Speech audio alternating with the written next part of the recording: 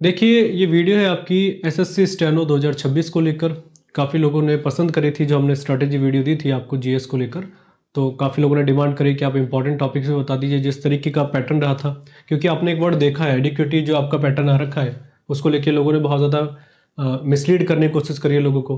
तो उस चीज़ों को मैं आपको अवेयर कराऊँगा कि किस तरीके का पैटर्न रखना है आपको, किस तरीके के टॉपिक कहाँ से आ रहे हैं। क्योंकि मैं आपको कई बार बता चुका हूँ कि एक मुझे लंबा समय रहा था एसएससी की तैयारी में, फिर मैं आपको लगातार पढ़ा भी रहा हूँ। इतना ज़्यादा यूट्यूब में एक्टिव में रहता नहीं, पर फिर भी कोशिश है कि इस साल हम ज़्यादा ध्यान देंगे। तो उसमें आपके कुछ टॉपिक जितने ज़्यादा महत्वपूर्ण होते हैं, अगर आप उस पे ज़्यादा काम करेंगे, तो आपको रिज़ल्ट अच्छा देखने को मिलता है। ठीक है? इस चीज़ को हमें देखना है, ठीक है? चलिए, बात करते हैं अपने टॉपिक्स के ऊपर। पहली चीज़ ये देखिए, हमारे जीएस के सब्जेक्ट कौन-कौन से हैं? इसमें हम कंप्यूटर को लेकर बात लास्ट में करेंगे, ठीक है? वैसे अगर मैं आपको क्लियर पहली बात बोलूँ कंप्यूटर को लेकर, तो हमारे एग्ज़ाम में जो 2025 का रहा था, वहाँ पर कंप्यूटर के क्वेश्चन नहीं देखने को मिले थे। पहली बात ये क्लियर है, ठीक है? फिर भी इसको हम अलग से देखेंगे बात को। पहली बात चीज़ें जो हमारे लिए सबसे ज़रूरी है, क्या पैटर्न में चेंजेस हुए हैं? ये बहुत ज़्यादा लोगों को मिसलीड किया जाता है कि पैटर्न में चेंजेस हुए हैं हमारे एग्ज़ाम में। तो मैं आपको क्लियर कर दूँ, अगर आप लोगों को थोड़ी जानकारी होगी।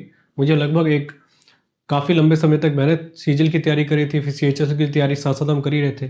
फिर मैं पढ़ाने भी लगा आपको 2022 से, जब से हम पढ़ा रहे हैं। उस तरीके से जो मैंने पैटर्न पूरा देखा है, समझा है अभी तक का जो परिवर्तन हुआ है आपके, इस बार 2025 में ज़्यादा परिवर्तन है नहीं। हाँ, बिल्कुल है कुछ टॉपिक में लेकर अगर हम बात करेंगे, पर आप बोलेंगे कि 100% में से बिल्कुल अ, बोला जाए कि 70% बदल गया, तो ऐसा नहीं है। हाँ, 10-20% में परिवर्तन हुआ है इस नए पैटर्न को आने के बाद। और मैं कई बार आपको बता चुका हूँ, मैंने अपने टाइम पे लगभग 2 बार पैटर्न चेंज देखा था, जब हम 2018 का सीजीएल दे रहे थे। वहाँ पर परिवर्तन होता है, जब भी नया वेंडर आएगा थोड़ा बहुत परिवर्तन तो करेगा, पहली बात ये समझना है।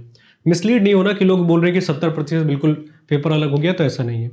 दूसरी बात, चीज़ को लेकर एडिक्वेटिव पैटर्न में लोग बहुत ज़्यादा बोल रहे हैं कि प्रीवियस ईयर्स नहीं आ रहा है, तो ये गलत है। आप देखिएगा, मैंने पूरा पेपर को प्रॉपर एनालाइज करके ही मैं आपको बता रहा हूँ। मैंने लगभग 1 दिन लगा है मुझे पूरे पेपर को देखने को कि किस तरीके के क्वेश्चन आए हैं।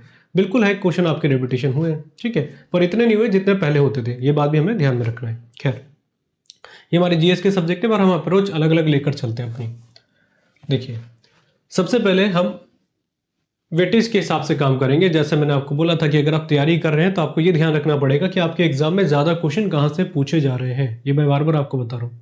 अगर आपके एग्ज़ाम में मसलन एग्ज़ाम्पल मैं आपको दे रहा हूँ कि अगर आपकी करंट अफ़ेयर ज़्यादा आपके पेपर में आ रही है और आप करने लग जाएँगे हिस्ट्री को ज़्यादा, तो आपके लिए दिक्कत है। हमेशा आपको वेटेज देखना पड़ता है, ट्रेंड को देखना पड़ता है कि कितने साल में कितने ज़्यादा क्वेश्चन आ रहे हैं। तो इसलिए मैंने आपको बताया, ये हमने वेटेज के अकॉर्डिंग रखा है। सबसे पहले आपको प्राथमिकता देनी है करंट अफ़ेयर को, अगर आप एग्ज़ाम देने जा रहे हैं तो। इस बार में आपका करंट अफ़ेयर अच्छा आया था। पहली बात तो ये है कि करंट अफ़ेयर ज़्यादा पूछा जा रहा है, वो बात ठीक है। दूसरी बात ये भी समझने वाली ज़रूरी है, जो मैं हमेशा आपको बोलता हूँ, वेटेज तो हमने देख लिया कि हमारा ज़्यादा रखा जा रहा है। पर मैंने आपको कई बार बोल रखा है और आप लोगों को जानकारी होगी, जब भी हम आपको स्ट्रैटेजी देते हैं। हमने आपको बोला है कि करंट अफ़ेयर ना सिलेक्शन डिसाइडिंग सब्जेक्ट माना जाता है। आप बोलेंगे ऐसा क्यों? क्योंकि स्टेनो के एग्ज़ाम में ऑलरेडी आपको पता है जीएस का कितना इंपॉर्टेंस है, आपके लिए एक-एक मार्क्स बहुत ज़्यादा वैल्यू करते हैं। पर ज़रूरी बात ये है कि सिलेक्शन डिसाइड इसलिए करता है क्योंकि आपके जीएस के जितना आप सब्जेक्ट देखेंगे, मैंने जितने लोगों को पढ़ाया अपने टाइम पे, जैसे 2-1 साल हमने स्टेनो के बैचेस भी लिए थे। मैंने ज़्यादातर लोगों को देखा है वो करंट अफ़ेयर को बिल्कुल इग्नोर करते हैं या उसको ज़्यादा वैल्यू देते नहीं हैं, और वो बहुत गलत है। करंट अफ़ेयर एक ऐसा सब्जेक्ट है, अगर आप इसमें अच्छे से काम करके चले जाते हो तो आपके मार्क्स बहुत ज़्यादा हो जाते हैं। मैंने आपको अपना एग्जांपल दिया था 2-3 साल का, जो हमने सीजीएल की तैयारी करी थी। मेरे जब भी मार्क्स बनते थे, जब मैं 40 अबव लेकर आता था, मेरा करंट अफ़ेयर ही सबसे अच्छा होता था।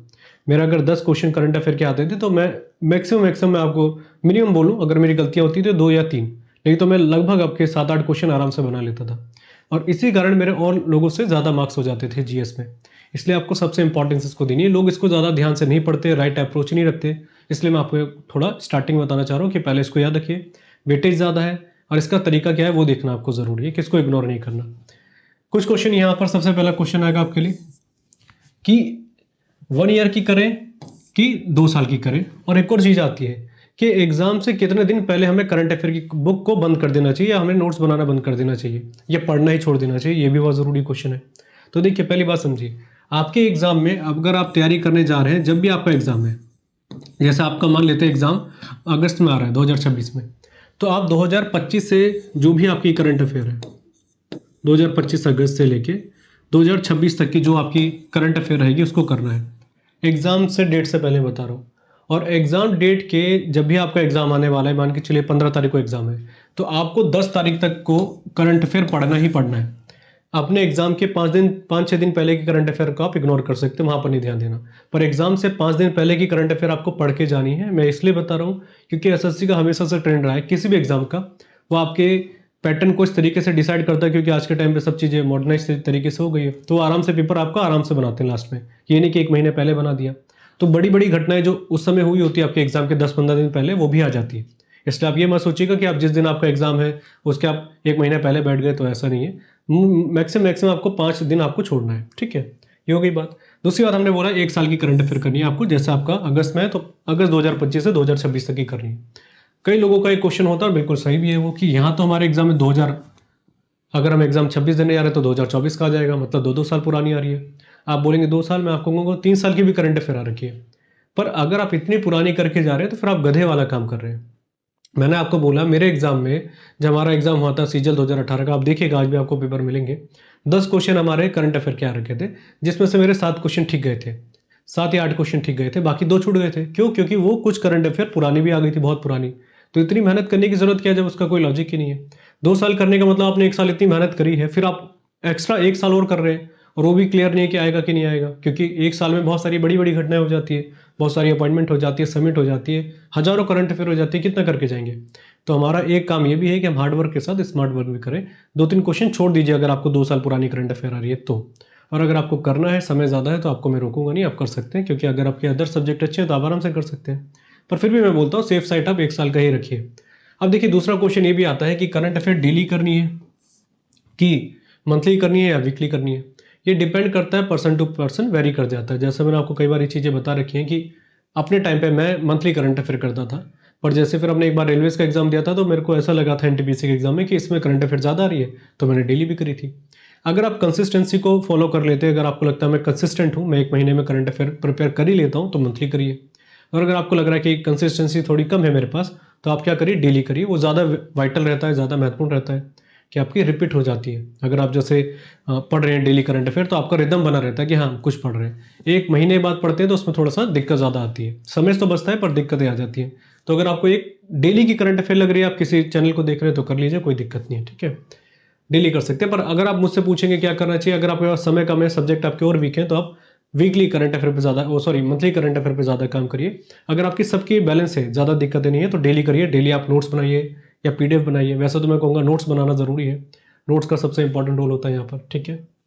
खैर ये बात हो गई हमारी, आपको जो दिक्कत रहेगी वो भी हमने क्लियर कर दी। इसका दूसरी बात ये आती है कि करंट अफेयर डिटेल्ड आ रही है कि बहुत ज़्यादा वैसे आ रही है, बहुत ऊपर की आ रही है, बहुत सिंपल आ रही है, ज़्यादा दिक्कत नहीं आ रही। मैंने हमेशा आपको बोला अगर 5 क्वेश्चन आ रहे हैं तो एक आध क्वेश्चन आपके टिपिकल देगा ही देगा, तो उसमें ज़्यादा दिमाग लगाने की ज़रूरत नहीं है, आपके लिए ये ज़रूरी है, ठीक है। तो डिटेल ज़्यादा नहीं आ रही, वो मान ली अच्छी बात है। देखिए करंट अफेयर को लेकर एक बहुत ज़्यादा रहता है कि सोर्स बता दीजिए, बुक बता दीजिए, मैगजीन बता दीजिए। मैं उस पर ज़्यादा नहीं बात करता हूँ। करंट अफेयर के ऊपर पहले मैं नहीं बात करता था, हम नहीं प्रोवाइड कराते थे, पर इस साल मैंने कोशिश करी कि एसएससी के एग्जाम को लेकर हम भी टारगेट करेंगे 2026-27 वगैरह का, कि लोग अच्छे से उसको अवेल कर पाए। तो प्लेलिस्ट मैंने बना दी है आपको, जनवरी से लेके हमारी चल रही है करंट अफेयर, आप देखते रहिएगा। वहाँ पर जिस तरीके से करंट अफेयर मैंने करा रखे, जिस तरीके से आपके पेपर में आ रही है, उस तरीके से अगर आप प्रिपेयर करेंगे तो आपको अच्छा रिजल्ट देखने को मिलेगा। तो प्लेलिस्ट आपको मिल जाएगी, आप देख लेना चैनल पे, सब्सक्राइब कर लीजिएगा। हर मंथली हिसाब से हम करंट अफेयर देते हैं। कुछ लोग कह रहे थे डेली दे दीजिए, तो डेली मेरे पास इतना समय रहता नहीं है कि मैं यूट्यूब पे कंटेंट अवेलेबल करा पाऊँ, मेरा खुद समय थोड़ा बहुत कम रहता है, तो इसलिए मैं आपको प्लेलिस्ट मंथली हिसाब से दे देता हूँ। आप दूसरा ऑप्शन भी रख सकते हैं, कोई दिक्कत वाली बात नहीं है। पर करंट अफेयर करनी कैसे, वहाँ पर आपको दिख जाएगा, एक बार आप देख लीजिएगा। ऊपर ऊपर बिल्कुल नहीं पढ़ना है, आप कहीं सोच रहे हैं अपॉइंटमेंट ही याद कर ली, ऐसे नहीं है। कुछ अच्छी अच्छी भी आ रही है आपकी, जैसे अगर कोई बहुत बड़ी योजना आई है तो उस योजना से संबंधित आपकी जानकारी वो देखना चाह रहा है कितनी आपको पता है। कोई साइंस एंड टेक में कोई मिसाइल को लॉन्च किया गया भारत की डीआरडीओ ने, तो उसके बारे में थोड़ी जानकारी पूछ ले रहा है। कोई मिशन हमारा जा रहा है, तैयार हो रहा है किसी चीज़ को लेके, या नासा से हमने कोई कोलैबोरेशन कर रखा है, वो कुछ आ जा रहा है आपसे, तो थोड़े डिटेल में भी कुछ चीज़ें पूछी जा रही है, तो आप उसको प्रिपेयर कर सकते हैं, ठीक है। बाकी जो पहली आती थी वैसे आपकी करंट अफेयर आ रही, ज़्यादा परिवर्तन है नहीं। ये हमारा कॉन्सेप्ट क्लियर हो गया। मैंने इसको ज़्यादा डिटेल में इसलिए बताया, और मेरी वीडियो ज़्यादातर बड़ी हो जाती है। मैंने हमेशा बोला है कि मुझे है कि मैं कॉन्सेप्चुअल आपको चीज़ें क्लियरिटी के साथ बताऊँ, ठीक है। दूसरी बात है हमारा सब्जेक्ट पॉलिटी, ये भी बड़ा इंटरेस्टिंग पॉइंट है। हमारे स्टेनो के एग्जाम में बहुत ज़्यादा इस बार पॉलिटी के क्वेश्चन आ रखे थे, जो 2025 का एग्जाम आपने देखा होगा, बहुत सारे क्वेश्चन आ रखे थे। तो इसका मतलब है आपको पॉलिटी को सेकंड नंबर पर रखना है। जब क्वेश्चन ज़्यादा आ रहे हैं तो उम्मीद लगाइएगा कि आपके एग्जाम में फिर देखने को मिलेगा। हाँ, सीजीएल में थोड़े पॉलिटी के क्वेश्चन कम आते हैं, इसलिए मैं इसको थोड़ा तीसरे नंबर पर वेटेज देता हूँ। पर अगर आप स्टेनो की तैयारी कर रहे हैं तो आपको ध्यान रखना है कि आपको सेकंड नंबर पे प्रायोरिटी इसको रखनी है। अभी मैं स्टैटिक जी के बताने वाला था, पर आपको पहले पॉलिटी पे देना है। इसका कारण सबसे पहला प्रमुख है, वो है इसका कंसाइज सिलेबस होना। कंसाइज मतलब बहुत छोटा सिलेबस है इसका, ज़्यादा बड़ा नहीं है। आप देखेंगे स्टैटिक जी के करंट अफेयर बहुत वास्ट है, कितना भी करते हैं आपको लगता नहीं कुछ टॉपिक छूट गया मेरा। पर इसमें आप जब जाते हैं पॉइंट टू पॉइंट आर्टिकल्स पढ़ते हैं, अमेंडमेंट पढ़ते हैं, तो आपकी हर चीज़ें आराम से हो जाती है। और बड़ी बात है सिलेबस छोटा और क्वेश्चन ज़्यादा आ रहे हैं, तो बहुत अच्छी इंटरेस्टिंग बात है। तो आपको क्या करना है, इसमें सबसे पहले प्रायोरिटी सेकंड नंबर पे आपको रखनी है। सिलेबस को पूरा कवर करना है जितना हो सकता है, आर्टिकल्स, अमेंडमेंट, जो भी आपकी अनुसूचियां हैं, शेड्यूल्स जिसको कहा जाता है, सभी चीज़ों को आप पढ़ लीजिए। भारत के संविधान में कहाँ कहाँ से चीज़ों को लिया गया है, वो सभी चीज़ को कवर करने के बाद और उसको करना है। ज़रूरी बात क्या, आपके एग्जाम में पेपर जो आया था आपका वो आसान आया था या आसान क्वेश्चन आ रहे हैं। एक पेपर अभी हाल ही में हुआ था थोड़ा, दिल्ली पुलिस का एग्जाम का, जो एसएससी कंडक्ट कराता है, वहाँ पर कुछ क्वेश्चन अच्छे लेवल के देखे गए थे। सीजीएल में भी कुछ अच्छे स्टैंडर्ड के रखे गए थे। पर जितना मैंने पेपर देखा भी 2025 के पूरे एडुकेटिव पैटर्न को, उसने पॉलिटी में ज़्यादा डिटेलिंग में वो गया नहीं है। इतना गया है कि वो अगर 3 क्वेश्चन पूछ रहा है तो एक क्वेश्चन टिपिकल डाल दिया। अगर आपको थोड़ी महारत हासिल करनी है तो फिर थोड़ा डिटेल में पढ़ना पड़ेगा। बाकी हमने प्लेलिस्ट बना रखी है, हम उस पर काम कर भी रहे। आप देख लीजिएगा चैनल पे ही, पॉलिटी के ऊपर डेली या हर 2 दिन के अंदर एक वीडियो हम आपको प्रोवाइड करा देते हैं। तो आपको ये भी समझ में आएगा कि प्रीवियस के साथ कैसे करना है, ठीक है। तो पॉलिटी के लिए आप कहीं भी पढ़ रहे हैं, ज़रूरी नहीं हमसे पढ़ रहे हैं, हमारे कोर्सेज में आप जुड़े हैं, ज़रूरी नहीं हमसे पढ़ रहे हैं, आप कहीं से पढ़ रहे हैं। पॉलिटी में एक चीज़ तो आपको रखनी है, अपने कॉन्सेप्ट क्लियर करने हैं, आर्टिकल्स, अमेंडमेंट वगैरह आपको कर रहे हैं। दूसरी चीज़ आपको ध्यान रखनी है, वो है प्रीवियस ईयर्स। अब लोग जो आपको बता रहे होंगे कि नहीं प्रीवियस ईयर्स मत करिए, इसका वेटेज नहीं रहा, ऐसा नहीं है। आप पेपर खुद देखिएगा, मेरे हिसाब से मत चलिए, बहुत ज़रूरी है, आपको क्लियरिटी मिल जाएगी। दूसरी बात बहुत इंटरेस्टिंग, मैं आपको क्लियर कर दूँ, कुछ पॉलिटी की करंट अफेयर से भी ज्वाइन करके लगाइएगा। जैसे कि अभी हाल ही मेरे साहब का, मैं बहुत सारी करंट अफेयर देख रहा था, 2023 की पूछी आ रही थी, वो करंट अफेयर पॉलिटी से जुड़ी हुई थी। जैसे कोई विधेयक आया, बहुत कोई भी बड़ा विधेयक आया, उसमें बहुत ज़्यादा विवाद चल रहे हैं, बातचीत चल रही है, तो आप उसकी जानकारी थोड़ी सी दुरुस्त कर लीजिए। वो आपका करंट का पार्ट भी है, पॉलिटी का भी है, तो ऐसे क्वेश्चन भी आ रहे हैं जिससे लोग ज़्यादातर छोड़ दे रहे हैं उसको, ठीक है। ये बात हो गई। वेटेज हमने बात कर ली है, ज़्यादा है। प्रीवियस ईयर्स के क्वेश्चन रिपीटेशन हो रहे हैं, तो इसमें आपको मेहनत करनी है प्रीवियस ईयर्स में। इसके बाद अगला है आपका इजी टू मॉडरेट। जो हमने बताया था, टफ नहीं हो रहा पेपर, इजी से लेके मॉडरेट जा रहा है। आप थोड़ी सी तैयारी को एनहांस करेंगे तो आपको सब चीज़ें देखने को मिल जाती है। इसके बाद है आपका करंट बेसिस, जो मैंने आपको बता दिया है, करंट से हिसाब से कुछ आ रहे हैं, कोई विधेयक आ गया, कोई बिल आ गया और उससे कुछ जानकारी पूछ ली कि बता इसमें क्या हुआ था, ऐसा आप क्वेश्चन देखिएगा प्रीवियस ईयर्स में आपको देखने को मिलेंगे। और ये कोई नया ट्रेंड नहीं है, ये आपके एसएससी ने पिछले 2-3 साल पहले भी ऐसा करा था, बीच में उसका ट्रेंड थोड़ा कम कर दिया था उसने। इसके बाद सबसे महत्वपूर्ण टॉपिक मैं बोलता हूँ, अगर आप समय आपके पास बहुत कम है और आप इस वीडियो को कभी भी देख रहे हैं, तो अमेंडमेंट्स पे ज़्यादा काम करके चलिए जाएगा। क्वेश्चन सबसे ज़्यादा वहीं से आ रहे हैं, इस बार भी देखने को मिला था, संशोधन जिसको कहा जाता है। और इसके अलावा मैंने आपको बता रखी है, प्लेलिस्ट हमने बना रखी है और हम रेगुलर काम भी कर रहे हैं आपके लिए, एसएससी के लिए, सीजीएल के लिए हम टारगेट कर रहे हैं, तो आप लोगों के लिए सारा काम हो जाएगा। तो सिलेबस ऑलमोस्ट सिमिलर है, तो कोई दिक्कत नहीं आएगी, ठीक है। तो आप उसको फॉलो कर सकते हैं। अब देखिए आगे की तरफ बढ़ते हैं। हमारे अगला है हमारा इकोनॉमिक्स को लेकर, उसे देखना है हमें। देखिए वैसे अगर आप देखेंगे, मैंने बता रखा है एसएससी एग्जाम की अगर आप कभी भी तैयारी कर रहे होते हैं, स्टैटिक जीके को मैं आपको प्रायोरिटी लिस्ट में ज़्यादा रखने के लिए बोलता हूँ। पर अगर आप स्टेनो के एग्जाम में देखेंगे, लगातार कुछ 1-2 साल से अगर आप देखेंगे, इकोनॉमिक्स ज़्यादा पूछी गई है, तो इकोनॉमिक्स आपको तीसरे नंबर पर रखनी चाहिए, जो मेरा मानना है कि जहाँ से क्वेश्चन ज़्यादा पूछे गए थे। इस बार का पैटर्न देखेंगे तो इकोनॉमिक्स के क्वेश्चन अच्छे खासे पूछे गए थे। तीसरे नंबर रखने का कारण एक ये है कि मैंने आपको जैसी चीज़ें पहले भी कई बार बता रखी है कि इसका जो टॉपिक पूछने का एक कोर इशू है या कोर पॉइंट है या कोर सब्जेक्ट आप कह सकते हैं, वो 2 ही सब्जेक्ट पे ज़्यादा फोकस करता है एसएससी, खासकर अगर हम बात करते हैं सीजीएल की या किसी भी स्टेनो के एग्जाम की बात करते हैं। पहली बात देखिए क्या चीज़ है जो बताऊँ मैं, सबसे इंपॉर्टेंट बात वो है आपका एनसीईआरटी। डिट्टो आपके एनसीईआरटी से क्वेश्चन रखे थे। अभी मैंने एक मैराथन भी करा रखे थे आप लोगों को, आरआरबी एनटीपीसी के नाम से, उसमें मैंने एसएससी के क्वेश्चन भी इंक्लूड करा रखे थे। तो वहाँ पर मैंने मेंशन भी कर रखा था कि किस तरह के क्वेश्चन आ रखे हैं। तो डिट्टो क्या करता है, एनसीईआरटी से क्वेश्चन को रखता है। तो मैं कभी बोलता हूँ, अगर आप तैयारी कहीं से भी कर रहे हैं, हमसे पढ़ रहे हैं, कहीं और से पढ़ रहे हैं, पर एनसीईआरटी को आपको अपने पास रखना ही पड़ेगा इकोनॉमिक्स को लेकर। अब जैसे मैं बता रहा था इसका वेटेज कितना रहा है, तो इसका वेटेज अच्छा खासा देखने को मिला था। पर बड़ी बात क्या है, इसको तीसरे नंबर पर रखने का कारण कि इसका सिलेबस एक ही जगह से ज़्यादातर उसने क्वेश्चंस रखे हैं। जैसे अगर हम देखें, एक आपने देखा होगा इंडियन डेवलपमेंट जो इकोनॉमी की बुक है, एक जो एनसीईआरटी में ही आती है, भारतीय अर्थव्यवस्था का विकास, इस तरीके से नाम है इस बुक का। उस बुक में आप देखेंगे जैसे वहाँ पर लिख रखा है कि भारत की पहले कृषि या इंडस्ट्री की बात करेंगे, पहले ब्रिटिश टाइम पे कैसे थी, फिर भारत आज़ाद होने के बाद हमारी कैसी कैसी पॉलिसीज़ रही थी, हरित क्रांति आई थी, फिर हमारी 5 ईयर प्लानिंग आई थी, इंडस्ट्रियल पॉलिसीज़ आई थी, फिर हमारी एलपीजी पॉलिसीज़ आती हैं, उसी में पूरी कहानी इस बुक पे दे रखी है। और हमारी सबसे बड़ी बात जो मैंने बोला, सबसे ज़्यादा क्वेश्चन आपके इकोनॉमिक्स में यही पूछे हैं। इकोनॉमिक्स में बेसिक अगर बात करेंगे 3 बुक्स होती है हमारी एनसीईआरटी की, एक होती है मैक्रो, एक माइक्रो और एक हमारी इंडियन डेवलपमेंट। तो सबसे ज़्यादा उसने जो चीज़ पूछी हमारी इंडियन डेवलपमेंट में से पूछी है। मैंने मैराथन करा रखी है, आप जरूर देख लीजिएगा उसको, आपको देखने को मिलेंगे किस तरीके के क्वेश्चन आ रखे थे आपके एसएससी के एग्जाम में। करा हुआ एनटीपीसी को लेकर तरीके से करा रखी है, पर वो आपके लिए काम कर जाएगी। ठीक है, खैर, तो हमारे सबसे ज़रूरी बुक कौन सी है, ये वाली करनी है हमको, एनसीईआरटी की। ठीक है, एनसीईआरटी आपको बुक मिल जाएगी या बुक ही मिल जाएगी, बुक को परचेज कीजिएगा, पढ़िएगा, उसमें से जो इंपॉर्टेंट डाटा है उन सभी को नोट कर लीजिएगा, क्योंकि डिट्टो वहाँ से आ रहा है। दूसरा इंपॉर्टेंट जो बात है हमारे लिए वो है मैक्रो इकोनॉमिक्स, जिसको समष्टि अर्थशास्त्र कहा जाता है। ये इससे दूसरा आता है। दूसरा इसमें अगर मैक्रो इकोनॉमिक्स के सबसे इंपॉर्टेंट टॉपिक में से है कि आपका राष्ट्रीय आय, जिसको नेशनल इनकम कहा जाता है। दूसरा है मनी और बैंकिंग, मनी एंड बैंकिंग जिसको कहा जाता है। इन 2 टॉपिक्स आपके मैक्रो इकोनॉमिक्स से क्वेश्चन आते हैं। पूरा अगर ओवरऑल में बोलो इकोनॉमिक्स का सारा पेपर कहाँ से आ रहा है, इन्हीं 2 बुक्स में से आ रहा है। माइक्रो इकोनॉमिक्स से आता है पर ना के बराबर आता है। और मैंने बोला है अगर आपके पास समय कम है तो आप स्मार्ट स्ट्रैटेजी के तहत आप दोनों सब्जेक्ट पे ज़्यादा फोकस करेंगे तो आपको ज़्यादा बेनिफिट देखने को मिलेगा। तो दोनों सब्जेक्ट यहाँ पे क्लियर हो गए।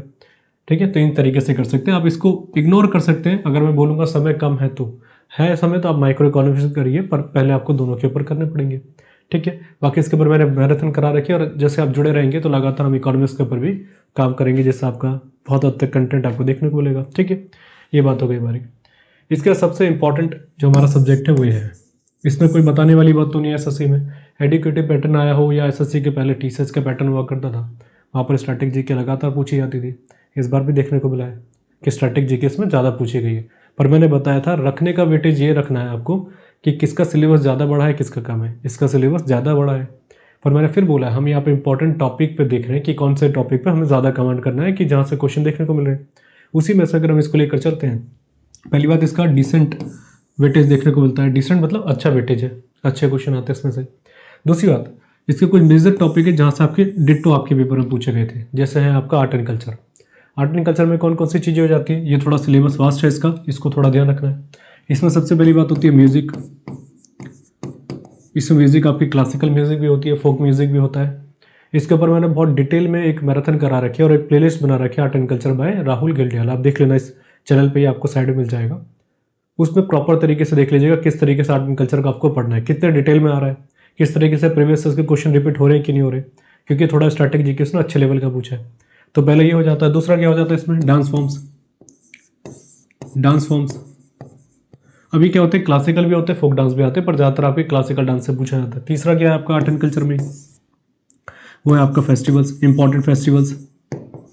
और इंपॉर्टेंट फेस्टिवल्स को भी बहुत डिटेल में उसने पूछ रखा है। जैसे कोई पोंगल फेस्टिवल हो गया तो उसकी पूरी चीज़ें पूछ लेगा डिटेल में। हमने आपको करा भी रखा है, पर इसके ऊपर हम कराएंगे प्लेलिस्ट के ऊपर। पर आप प्रॉपर तरीके से अगर डिसेंट में तरीके से पढ़ेंगे तो आपका काम चल जाएगा। ठीक है, ये हो गया हमारा आर्ट एंड कल्चर में। एक और बहुत अच्छा टॉपिक आ रहा है जिसका नाम है मॉन्यूमेंट्स, या हमारे टेम्पल्स जो है भारत के, उनके आर्किटेक्चर स्टाइल पूछे जा रहे हैं। टेम्पल्स के आर्किटेक्चर स्टाइल जैसे पूछा है, अगर नागर शैली का बनाया गया, द्रविड़ शैली का है, या मंदिर पूछ ले जा रहा है, या कौन से भगवान को समर्पित है, इस तरीके के कुछ क्वेश्चन हमारे आर्ट एंड कल्चर में आ रहे हैं। ठीक है, तो ये हमारा आर्ट एंड कल्चर का पार्ट है जिससे क्वेश्चन बहुत आए हैं।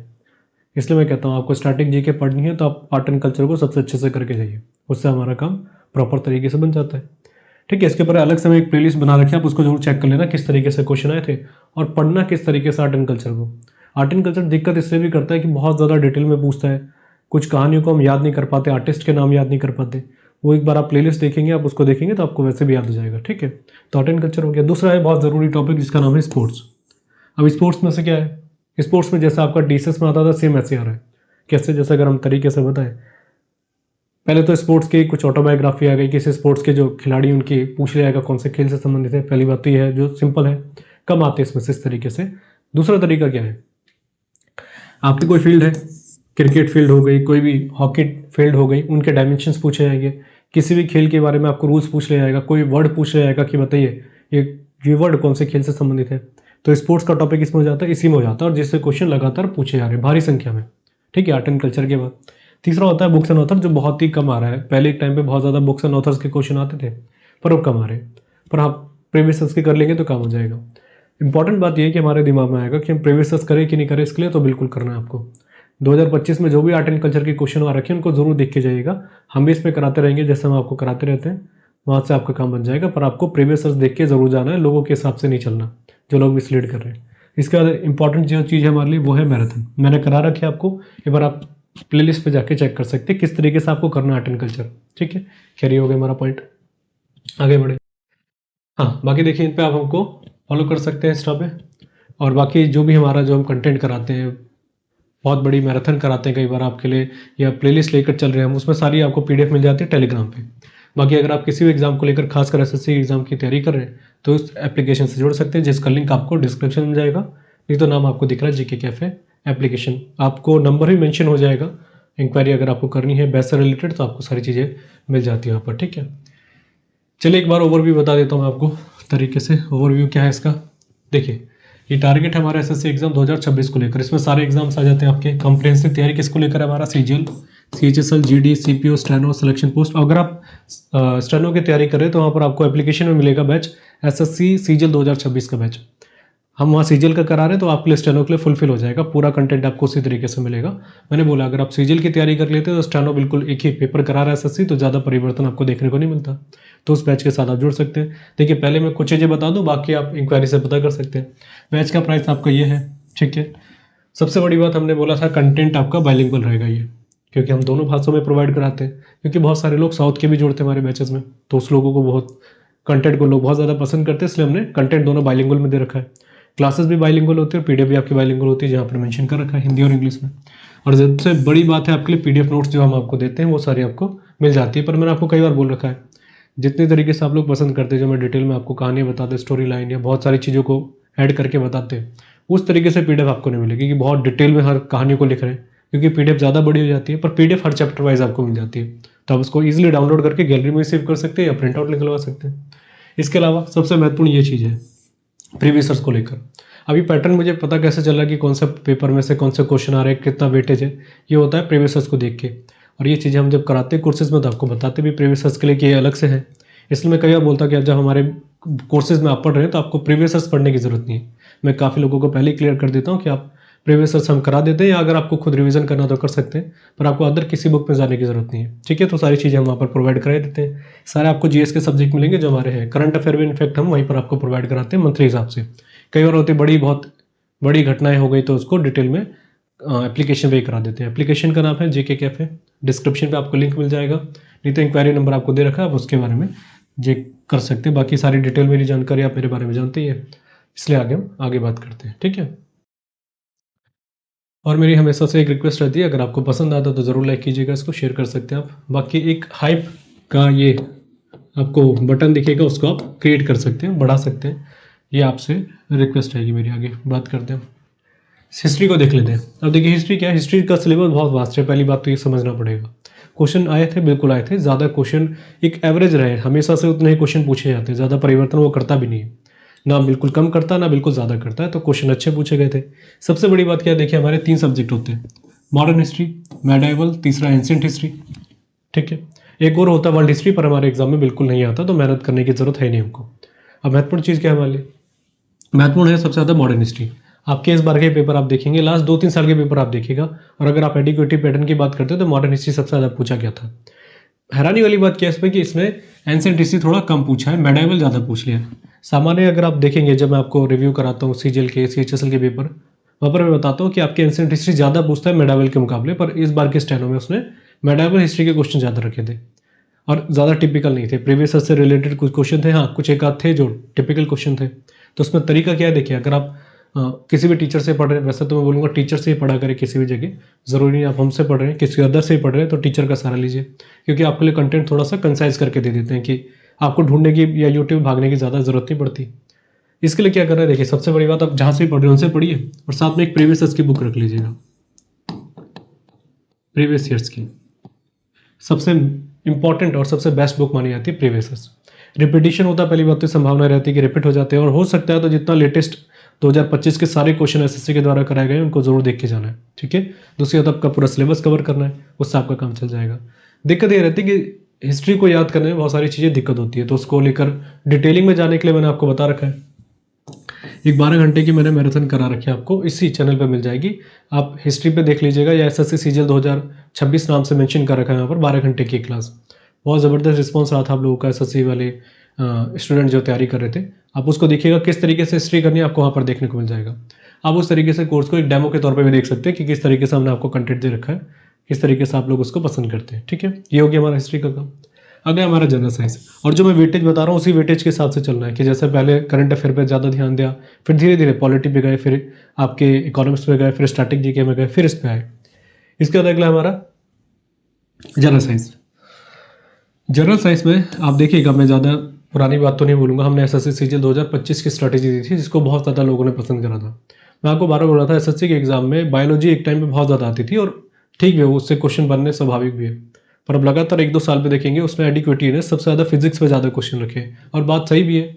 मैं बोलता हूँ चाहे क्वेश्चन भी कम आते हैं पर वहाँ पर कॉन्सेप्चुअल ज़्यादा चीज़ें होती हैं, तो आपको फिजिक्स सबसे ज़्यादा पूछता है, और इस बार भी आपको फिजिक्स से ही काम करना है, या भौतिक विज्ञान जिसको कहा जाता है, इस पर आपको सबसे ज़्यादा काम करना है। और बड़ी बात क्या है, बस एक ही तरीका है, वो है एनसीईआरटी। आप बोलेंगे कि नहीं किसी ल्यूसेंट वगैरह, तो मैं उसको कभी रेकमेंड नहीं करता, क्योंकि आप पेपर देखिएगा, सारा पेपर आपके एनसीईआरटी से आ रखा था फिजिक्स का। वो आपके कॉन्सेप्ट क्लियर करना देखना चाहता है कि कितने आपके कॉन्सेप्ट क्लियर है। ये वो ज़माने के क्वेश्चन खत्म हो गए कि आपका रासायनिक सूत्र पूछ लिया, या आपसे बहुत बेसिक टिंडन प्रभाव पूछ लिया, वो सब चीज़ें खत्म हो गई है। अब वो एनसीईआरटी से पूछता है जिसमें आपकी बेसिक नॉलेज होना ज़रूरी है। तो इसका मतलब क्या है, हमारे लिए फिजिक्स करनी है एनसीईआरटी से। कहाँ से करनी है? एनसीईआरटी से।